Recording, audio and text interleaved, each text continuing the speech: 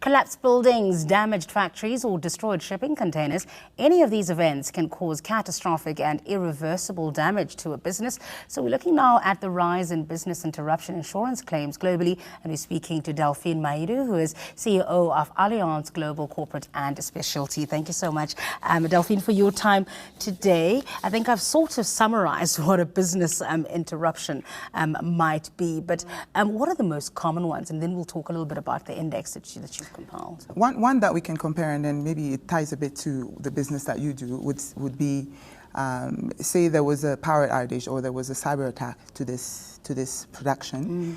You would not be able to broadcast, and you probably have some income from advertising that you will not longer get from, I don't know, if you're out of being off air, being off air for 2-3 hours. There's a lot of you have a loss from that, and that's what business interruption is. When you look in a broader sense, a building that catches on fire, and fire and explosions is the largest, the major reason for business interruption.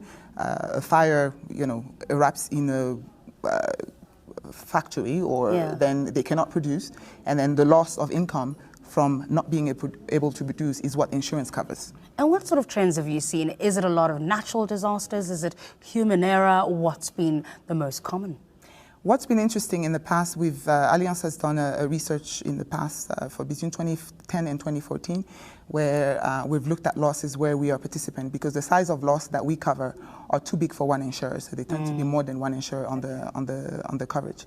But a lot of what we've seen is how do people react and how do they get back in business quickly enough. What we've seen across the world is that because there's such an interdependency now between supply chains, that it makes it a bit difficult. If a company is not ready and hasn't analyzed the risks of supply chain early enough, then that can cause quite some large losses. And let's talk about what this might cost. I understand that the claims themselves saw a surge of, 36%? Yes. What's interesting is that what the general public sees usually is the loss of the property. Yes. So if you lose a building, or if a boiler explodes at a power station, the power company can no longer, you see the physical damage of that boiler, which can cost millions. But that's what we know, and what we don't see is the business interruption part. So we're looking at Africa right now. We're talking about $2 million per loss that we've seen happening. So it's quite a substantial number. And if a company is not ready for it, then it can cause some financial damages. And are businesses starting to take this quite seriously? As you say, we are a much more interconnected world, multinationals. People are operating in different jurisdictions with an interlinked supply chain. Are they taking this quite seriously? They are taking it seriously. It comes back to your question: is it natural disasters or is it human? We're seeing that there's the major losses in that time period that we've analyzed has been human error, or it's been fire explosion. Okay. Companies are taking it more and more seriously. When it comes to business interruption, we're seeing a lot more buy-in for business interruption. The part that we're not seeing, and maybe the hidden cost, is what we call also contingent business interruption. There was a loss in Asia this year, in August, which was a port exploded. There's a big explosion at the port in Tianjin. 170 people lost their lives. Wow. But what we don't see is that because the port was not operating, and there's so many people and so many factories around the world that are counting on that port to receive supplies, they didn't have a loss per se, but because the port was closed for a few weeks, it caused companies in South Africa, for example, to lose production because they couldn't get the supplies in.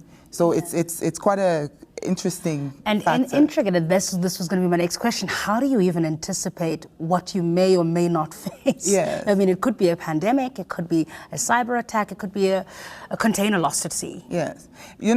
Insurance, and we always say insurance is always the backup plan, but the contingent plan. But there's something that's quite important as a business. We need to make sure that we are looking at our supply chain. who is your supplier, where are they located, are they all located in the same area, so that if there's an explosion or disaster in that area, then you are completely covered, or you are out of production pretty much.